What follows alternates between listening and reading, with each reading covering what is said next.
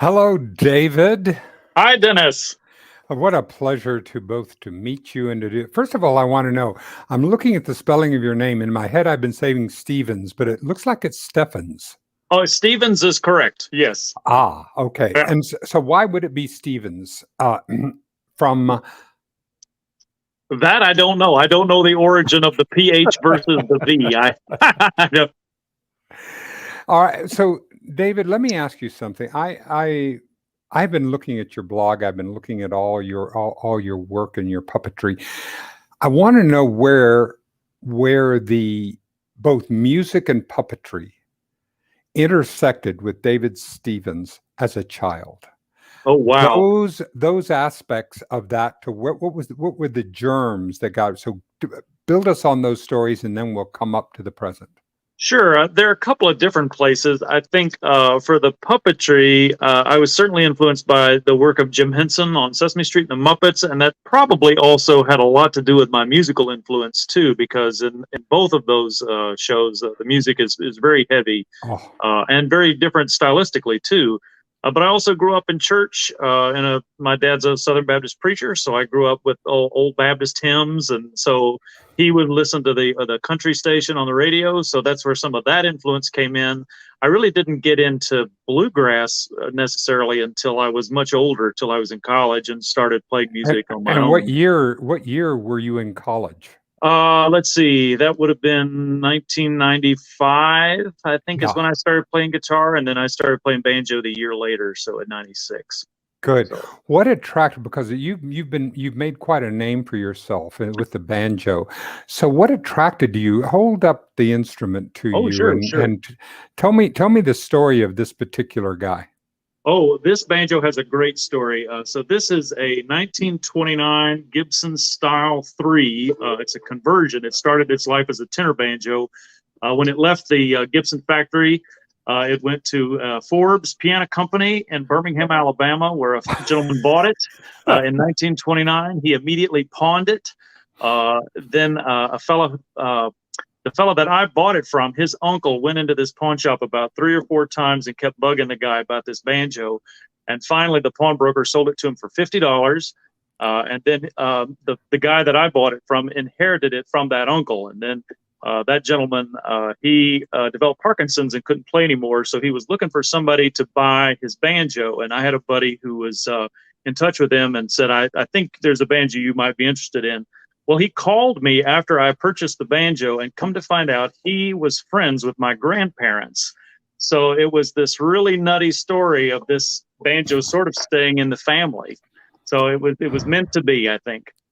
What makes a great banjo? How do you tell that is a quality instrument? It's something that you really wanted to own. How much you pay for it? No. There are a lot of things, but usually it just depends on your personal preference, like the tone of the instrument, how it's set up. There are a lot of things that go into banjos, like how they're set up, how tight the head is, because this is essentially a drum. How some people like a higher action on the strings or a lower action on the strings. So there are all sorts of things that you can sort of tweak about a banjo and get it to your preference. But a lot of times it just has to do with the voice of the instrument, it being, the tone that you like and the quality that you like. Some banjos tend to be on the more treble end of things, and then some, depending on the woods that are used for the resonator and things. And then some banjos have a good mid-range and low range. And so there are a lot of different things that go into what makes banjos different. And set apart from each other. Well, when you got out of school, were you committed to a musical career, an artistic career, or what was your bent? I was definitely on the road, well on the road to being a professional puppeteer. That was sort of locked in when I was a teenager. I kind of knew that that's what I wanted to do with my life, and I was making puppets by the time I was in middle school, and was doing shows by the time I was in high school. And so when I went to college, it was for dramatic arts, but with an emphasis on puppetry. And so when I went to graduate school, it was for puppet arts at the University of Connecticut. And so I was dead focused on being a professional puppeteer. So you looked up puppet arts and found a university, and UConn is amazing. And it said, "This is." Well, how that happened, I was a member of an organization called the Puppeteers of America. And I would go to their festivals, which happened during the summers, and even years they would have a regional festival, and odd number of years they would have a national festival. And it was through meeting different puppeteers at these festivals that I became acquainted with the program at UConn, and met their director, Bart Rockeburton, one year in, I think, 93. And from that meeting, it sort of set my course for, I wanted to go there for undergraduate school, but UConn's it's not a cheap school. So it waited until I could go to grad, and I had really concentrated time. I did my grad work in 3 semesters, and then graduated, and then started my company, All Hands Productions. But yeah, it was through that organization that I came to know about the Puppet Arts program. So UConn, and there's a program in West Virginia, and I think those are really the only 2 programs that are geared specifically with puppet emphasis. You know, when you said to your family, "I want to make my life in in doing and showing puppets and doing this around, not chemical engineering, not, but I want to do this," especially being a PK and being able to, how was that reaction? They knew by that point, because the Muppets had been such a part of my life, and I was an No obsessive surprise. fan. Like I was completely obsessed by them, and with them, and so puppets were just they were an ever present fixture in daily life for me, and No. subsequently my parents.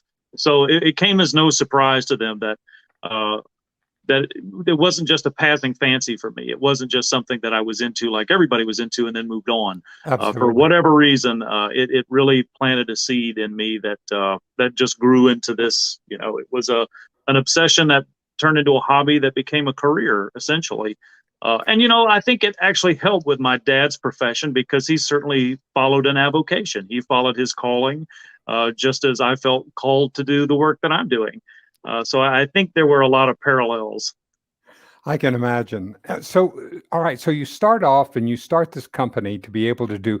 What is your vision? I mean, the Sesame Street and Henson is still going, and the Oh, yes. company is still going at that time. And so there's going. I mean, did you want to join? I mean, I know you spent a lot of time in there, but how did you get into the stream of having this? Because one of the things that Renée Yaworsky, our COO and of the network, and I, are one of the goals that we're doing is that we want to be able to support ourselves as working artists. Mm. And we happen to be visual artists, and we want to be Right. able to do that. And well, I do. Renée has much broader focus than I, but in that, to be supported as a working artist, that was our vision. And Mhm. how did was that the way to enter that as a? For me, I think what really helped me out was starting very young, because I was still doing performances while I was a student. So by the time Mhm. I was doing it full time, I had a roster of people I'd already been doing shows for, and sort of made that Nice. eased into it.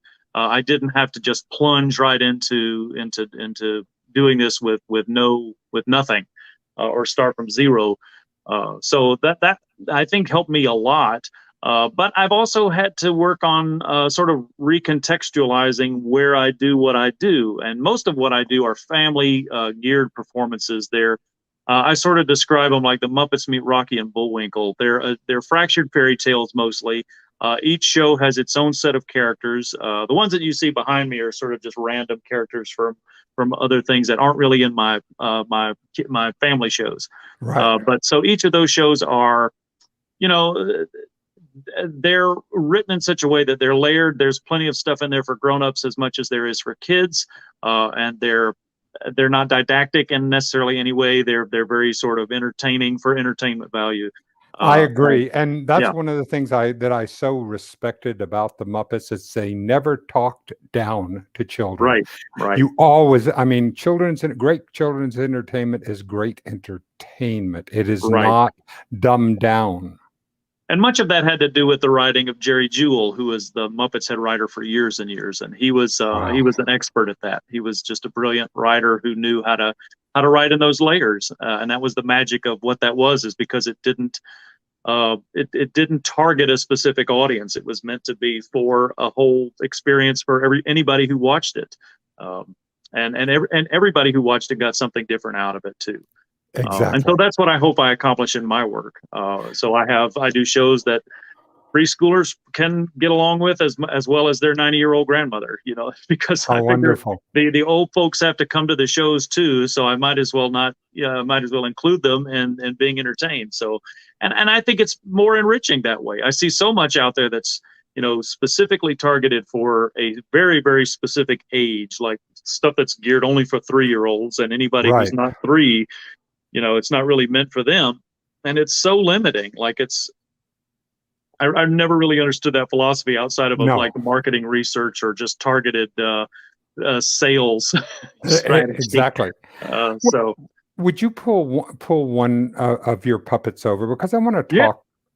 sure. I'll get Chubbly over here. So Chubbly is Chubbly. a sort of major character that I use for things. Yes, I'm all over the internet.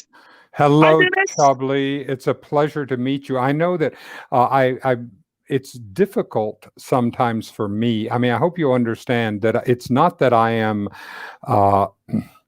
Well, I have nothing against puppets. It's just that I I don't hope know not. I'm many. on your show. Well, I know that, but it's just that I don't know a lot of you. So I want you to be, Oh. if I do anything that is not PC, puppet correct, I want you to make sure. I know. I need you to correct me and help me to. Oh boy. Okay. And just you help ask me me. a question, Dennis. Ask me a question. Right. All right. So here's the thing that I want to know is that. Okay. When did you know? Now, I need to ask David this. Oh, David, when yeah. did Chubbly go from being a puppet to being alive to you? Can you talk about that process with Chubbly with you there? I mean, you need to know your origin stories. I don't want to know that part. Okay, we're talking about the birds and the moths. Well, it's right. It's character development, and that's and so I design and build all the puppets that I perform. So it's not like I'd buy these from somebody else or somewhere like it. These are they all come from my imagination, and then they're realized in 3 dimension all by my doing. So I don't know. The character sort of forms as I'm developing them. So sometimes I start out with a very when I'm sketching something, if I'm doing a design for a character, that's when the kernel and the sort of gem of the character sort of formalizes, and sometimes they emerge. Now, Chubbly, his origin story, he's the fur that's on him was textured in such a way that it made it this whole crinkle texture. What are you talking about? Well, you see, this fur started out very straight and shiny and sleek, and then there's this process by which you can boil the fur. Ooh. Boil the fur? Yeah, so this fur was boiled before it was put on him, and so that's how this texture gets achieved. And so it was purely out of an experiment to see how that technique was done. And then I had this fur and decided to make this character, and so I just had. Do you get into it when you're in front of an audience and you begin to do you see a time when you actually have them, when you realize that they have bought into the entire story? Sure. Most of the time, I'm not seen. I'm very, I'll be below the playboard. So I'm working with puppets over my head. But usually it's audible. I can tell they're with me by their audible reactions to things. So they're either laughing or there's some participation where I'll ask them to say something or do something. And so if they are heartily participating or just engaged, I can tell. And you can also tell when they're not. Yes, exactly. And do you find that Chubbly, Chubbly, do you enjoy performing for the people our ages? Was this something that you feel like you were born to do? Oh yes, absolutely. I'm made to entertain and make people happy. Oh yes. Oh, that is absolutely lovely. All right, well, Chubbly, thank you so much. Thank you for joining us on that. Don't go too far. Well, okay, all right. I'll be over here on the side of this table. Okay. All right, fine. Thank you. And when you work, one of our dear friends and one of our head writer, Graham Bullen, is working on a novel from the late 1400s Oh, wow. called The Puppet Master, which Oh, is wow. all about puppetry in Italy during that time. But it was all with strings and Sure. working with that and making them come alive. Mhm. And so this process of actually making it go from an inanimate object to an animate object is Right. magic. Yeah, it is. And there are different styles of puppets for sure. Like Chubbly, most of these guys are Muppet style, so that my hand's in there operating the mouth like that. So there's very direct control. And the same for I got one back here. These sort of traditional hand puppets, these glove Mhm. puppets, like Mr. Punch is this kind of puppet. Mhm. So he doesn't have a moving mouth necessarily, but he, has there's still the direct control of your hand inside the thing to get it to look around or move his hands like that. Right. So with marionettes present some real challenges because you have such a distance between the puppet itself and the performer. This is Sure. one of my little creations called a dowling, and it's this type of string puppet. It's got a rod that goes from the control to its head, but then his legs and hands are controlled by strings. So most of this is just made to look wacky like that. But so there's a real distance between where my hand is and the puppet, and that's true for traditional string marionettes too. Yeah. So it becomes really difficult to have that transference of control, where it's transferring that character all the way down through those strings. And yeah, so it is a real challenge. It is, but that's what I see you. That's what I see you doing as you're working through that. Now, do you bring music into your shows also? I do. So it's hard for me to do both at the same time. Yeah, I can To imagine. play an instrument and do a puppet. So usually what happens is the show will start out with me playing the banjo and singing a song that has something to do with the show they're going to see. And then I get on to the regular puppet show.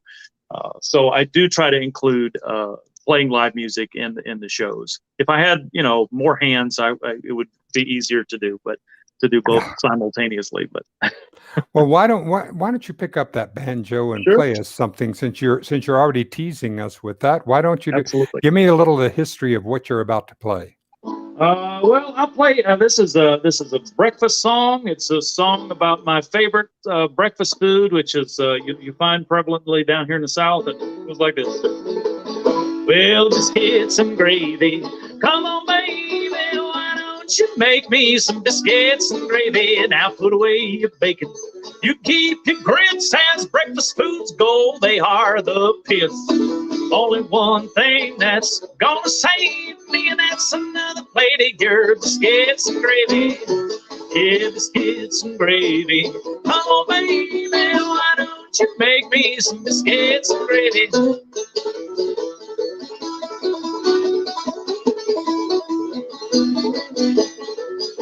Now put them on a pan, stick them in the oven. There's one sure way to guarantee my loving. Long as you make them, I'll never stray. So come on and make me some biscuits and gravy. Biscuits and gravy. Come on, baby, why don't you make me some biscuits and gravy?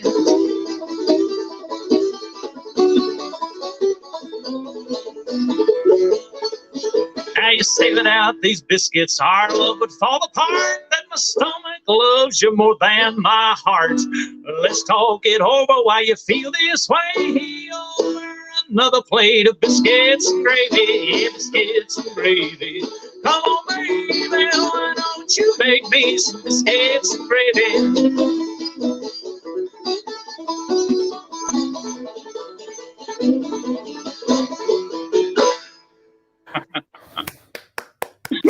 Thank you, thank you. I mean, Sure. this is out of the South, and do Oh, yes. you have a sense of when I ask Stevie Ray Vaughan about this, he said that the music is in the dirt.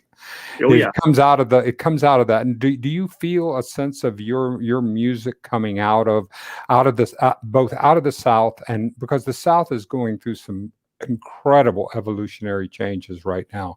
It's really coming into a different, and it's not always the smoothest ride. Oh, no. The transitions are never easy and usually pretty bumpy.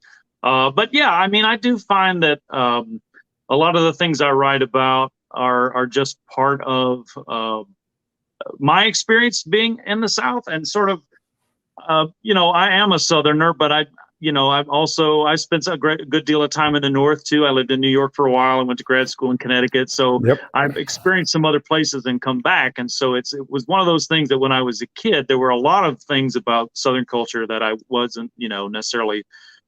I didn't want to exist in. Like, I couldn't wait to sort of get out of it. And then I got out of it, and I realized how much of it was sort of part of me. The best parts, I think, the storytelling aspect for sure. I think that's pretty steeped in Southern culture as far as being storyteller, and that's kind of what the songwriting is. I mean, the music and the puppets and all of it is just sort of connected to storytelling in general. Wonderful. So I think that's part of a long Southern tradition that I'm a part of. What stories are you looking to tell? What's on your writing desk that is in the germ phases that you can share? So I learn a little bit about your creative process. Oh gosh. Well, I really, you put me on the spot. I don't really have a new show that I'm working on right now. The last thing that I really did was to do a lot of things with the Dowling characters. They were sort of my pandemic, renaissance, I guess. Yeah. And I made a whole bunch of little videos with them. I'm still open to finding stories, but I find that it gets, the older I get, the more difficult it becomes to find material that I really latch onto. And because I have about six different touring shows that are in my stable right now, and they're all, The last one I did was a few years ago called The Pied Picker, and it's a spin on the Pied Piper, but he's a banjo player, and instead of rats, they're a bunch of roaches. Are you doing a lot of your work on television? Are you doing it all now that we're coming a little bit out of the pandemic? I mean, are you going back into the show realm? What's the arc? Well, I'm trying to figure that out, actually, because of the pandemic. I really haven't worked in the TV industry in a good long while. Like, I guess it's been about 10 years since I've done, I think, anything with television, and about 12 years, I guess, since I was briefly a puppeteer on Sesame Street. So it's been a good long time since I've done any of that legit industry work. So most of what I have been doing since that time has been live touring shows in schools, libraries, performance venues. Here in Atlanta, we have the Center for Puppetry Arts, and I've been on their stage pretty annually, actually. So as things are starting to open up, there's still a little bit of hesitancy. I have been doing a few more live shows as things are opening back up in larger spaces, but people are still sort of like, and now that we keep coming up with variants, it becomes every time I'm like biting my teeth. It's like, oh, are we going to close up again? So I'm still trying to figure out my footing on this, because most of my bread and butter has been through live performances and getting paid for doing those. So if I don't have those to do, things become dicey around here. Not that the puppets eat all that much, but I do. Exactly. So that you're going ahead and taking care of it. So how do you plan out? Have you noticed some evolution in your own process? Like I loved your video on building a puppet, and your video on do you have a sense of where things are going for you right now? Career-wise, you mean? Yeah. No. To put it simply, I sort of like, I've always been of the minds that the journey sort of carries me, and when one piece of work will carry me to another piece of work, and hopefully it just, the journey unfolds as I'm on it. Exactly. Which may be a little naive, but that just seems to be the way it's gone for me. So I don't. Yeah, hopefully I'm just able to continue what I'm doing, because I like the work that I do. I think it resonates with audiences, and they like it. But who knows? I mean, we'll see. Yeah. As long as the venues want me to be there, I'll be there. And it feels to me that you're going to be getting an opportunities coming up, because there is a hunger for.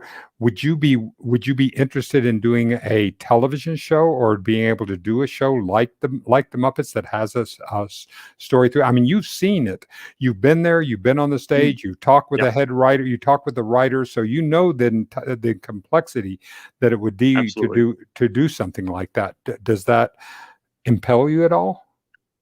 You know, when I worked in television, I really liked having the performer role. The person who is the producer or the creator of the thing has to wear, you know, like I wear a lot of hats already doing my own work in my solo company, but there are a whole lot more hats that get added to your head when you get into the television realm. Oh, wow. So I Yes. always felt more comfortable in that world as a performer. Yeah, it just I liked having the one role as opposed Exactly. to all of the roles. And And then in that creator's chair, you really you're a coordinator at that point.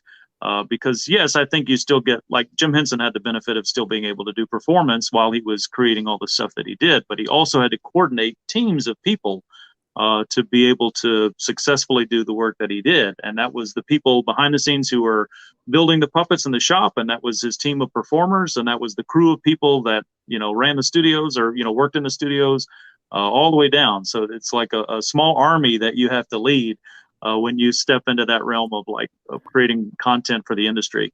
God, I can only imagine. Well, take me back again to when a character emerges. Mhm. Do you start with an idea of who this character is going to be and then build that around, or do you start and play it? When does it become alive? I was. Yeah. It happens in all kinds of ways. Sometimes it is because you have a very specific desire for a type of character, and then you design around that sort of archetype of a person or a characteristic. And then sometimes it begins, sometimes it emerges as you're designing. And then, you know, sometimes it emerges as you're building the thing off of the design. So I like the process best when it's organic. Typically, I don't necessarily like commission builds for other folks, because I'll be given a design and then I'm just building something that has to look like the design that they've given me. And it's not necessarily, I don't necessarily know anything about the character or anything like that. It's just, here's a drawing, make it look like this. And it seems very impersonal. So Yeah. I like building when I'm designing it, and it sort of comes from my imagination, because it's all sort of connected in that way, and it happens organically. And like I said before, it can also change. So sometimes it can, the whole character of the thing you could make it and it can look like the design, but then the whole different personality comes out of it when you actually start to perform it. So I like it best in that way, that it happens organically and you don't try to force it onto the character or the puppet or whatever. When you do your shows, do you do them by yourself? Oh yes, I'm a one-man operation. It keeps the cost down. Well, yes, Yeah, so I can understand. So that your puppet, and where did you practice your accents, and where did you do? Because you really do some wonderful work with with your British accent and your other. oh, I mean, just a little bit that I've seen. I mean, I'm going, oh man, I have accent in Simon's the. pretty new. Like doing his voice, I was always real hesitant. I built Simon Twillsbury, the little glove puppet, Yeah. back there during the pandemic, and it was purely just as a lark to build a puppet. And then when I would play with him in the studio, he would develop the little what I wanted to be a British accent, and so, but I never shot anything with it because I was always really afraid of, like, you know. But then I did a little piece with him recently where he did speak, and I think it was okay. But Oh you know, I yeah, don't it know. came. I watched a lot of cartoons when I was a kid, and so Yes. a lot of it just came out of trying to emulate the voices that I heard on TV. Well, So you mentioned when I got into, of course, I came through I got a chance to interview Mel Blanc, and I got oh wow, to be able to work through that, and I will send you a link to that and put a link yeah, on your show if you're interested. But sure, the to be able to see. But I intersected. I left the Looney Tunes and the cartoon world until I hit Rocky and Bullwinkle. mm, and suddenly everything changed. Did that happen with you with them? I was certainly aware of them. Of course, I grew up in the 80s, so That would have been much. You're right. yeah. That was Ren and Stimpy and Right, which I didn't see because I didn't have cable. I lived way out in the boonies in Alabama, and they would not run cable out where we were because in those days you had to have enough cable subscribers to warrant them running the cable. So it wasn't until I would go visit my grandparents in the summer that they lived in more metropolitan areas, and so they had cable. And then I just gorged. I like watched whatever I could. So really what I had was limited to what came on Saturday mornings, and then the UHF stations ran cartoons early in the morning on the weekdays. But so I remember things like Heckle and Jekyll and Deputy Dog and Mighty Mouse and that whole. I guess I was that United Artists I think so. Yeah, they did. Yeah. And then Hanna-Barbera had a whole Yeah. stable with with the anyway, they had a whole Yeah, so stable. those were the things that I kind of grew up on, and so it wasn't. I didn't get the Nickelodeon stuff until much later, and then in just limited forms. So yeah. How cool.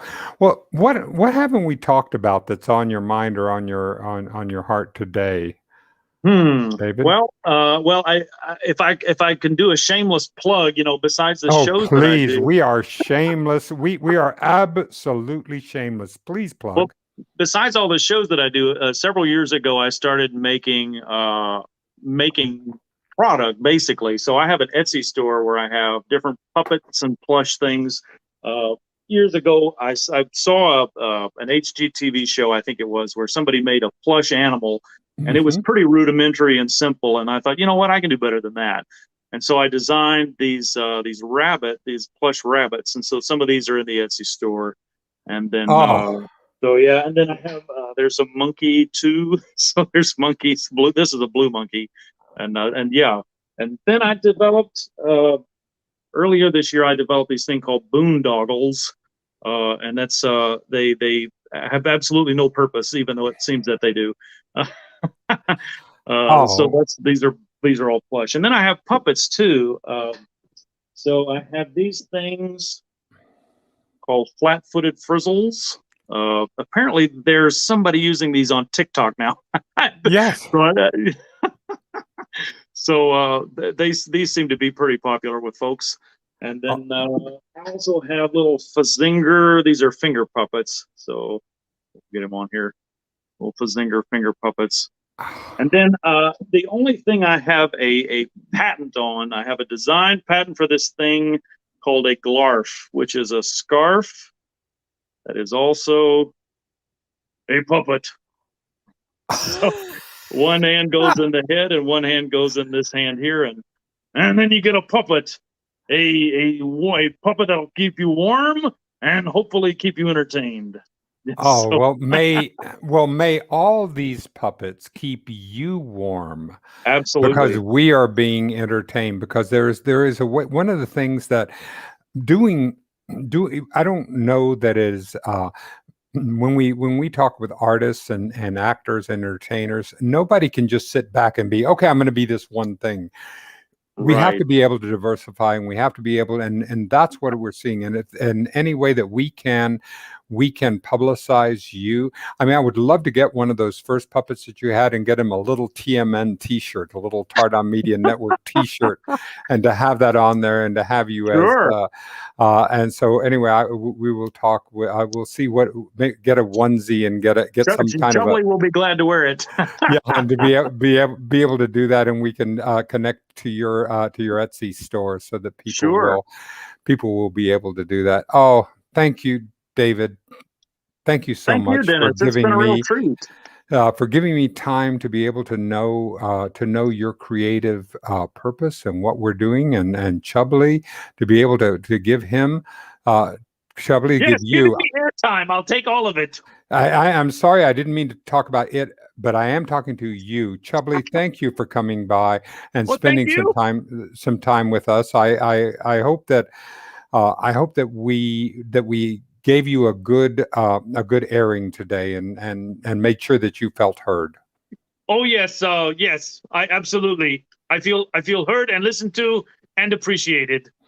Wonderful, Dennis. Chubbly. My pleasure, Chubbly. And David, thank you so much. And Thank audience, thank you so much. Remember, it's David's Etsy store. We're going to have that a link prominent on the page, on the show page, because Get we your want to items in make before sure. Christmas. Damn right. All right. Thank you so much, sir. And we will see you and we'll see everyone next time. Thank you. Bye-bye.